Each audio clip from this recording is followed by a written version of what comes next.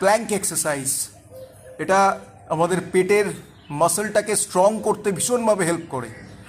আর পেটটা যাতে সামনের দিকে ঝুলে না যায়, ভুঁড়ি হলে যে সমস্যাটা হয়, বাজে দেখতে যাতে না লাগে, এই রেগুলার প্ল্যাঙ্ক অভ্যাসে, তবে হ্যাঁ একদিনের গ্যাপে গ্যাপে, কারণ এই মাসলটাকেও তো বিশ্রাম দিতে হয়, অ্যাবডোমিনাল মাসলটাকে। তো একদিনের গ্যাপে গ্যাপে কেউ যদি নিয়মিত এটা অভ্যাস করে খুব ভালো রেজাল্ট পাবে। কিন্তু সমস্যাটা হচ্ছে প্ল্যাঙ্ক করতে, বিশেষ করে বয়স্ক মানুষ যারা, তাদের একটু সমস্যা হয়। আর প্ল্যাঙ্কের কিছু বিধিনিয়মও আছে, যেরকম যদি অনেকের অধিকাংশেরই দেখা যায় এরকম হিপ উঠে যায়। আমিও যখন প্রথম এটা অভ্যাস করতাম আমার এই ভুলটা হতো। বডিটা পুরো প্লেন থাকবে, একদম এক লাইনে থাকবে পুরো বডিটা, ঠিক আছে?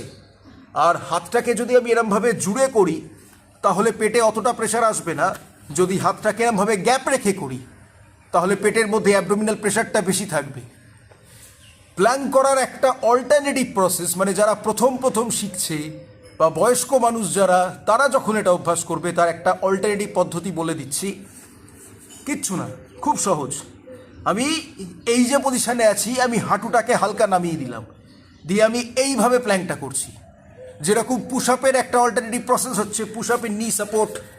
যারা এই পুশ আপ করতে যাদের সমস্যা হবে তারা এই অল্টারনেটিভ পদ্ধতিটা করবে, ইনহেল এই এক্সেল।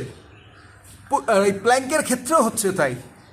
অল্টারনেটিভ পদ্ধতি হচ্ছে যারা পুরো এই প্ল্যাঙ্কটা পারবে না তারা নিটাকে হালকা নামিয়ে দেবে, দিয়ে এই পজিশানে কিন্তু চেষ্টা করবে। তাহলে মিনিমাম আমরা যেহেতু 1 মিনিট করি, 1 মিনিট না পারলে তার বদলে 40 সেকেন্ডস, 45 সেকেন্ডস, কিছু না হোক 25 সেকেন্ড অন্তত আমরা প্রথম স্টার্টিংয়ে প্ল্যাঙ্কটা করি।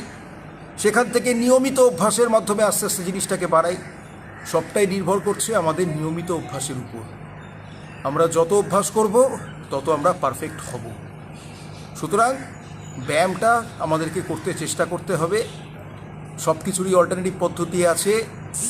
সবসময় সব জিনিস যে অ্যাকিউরেট, যেরকম আমরা চারপাশে দেখে থাকি একদম বডি বিল্ডাররা বা অ্যাথলিটরা যেটা করে সেরকম না হলেও তার অল্টারনেটিভ পদ্ধতি সব কিছুরই আছে।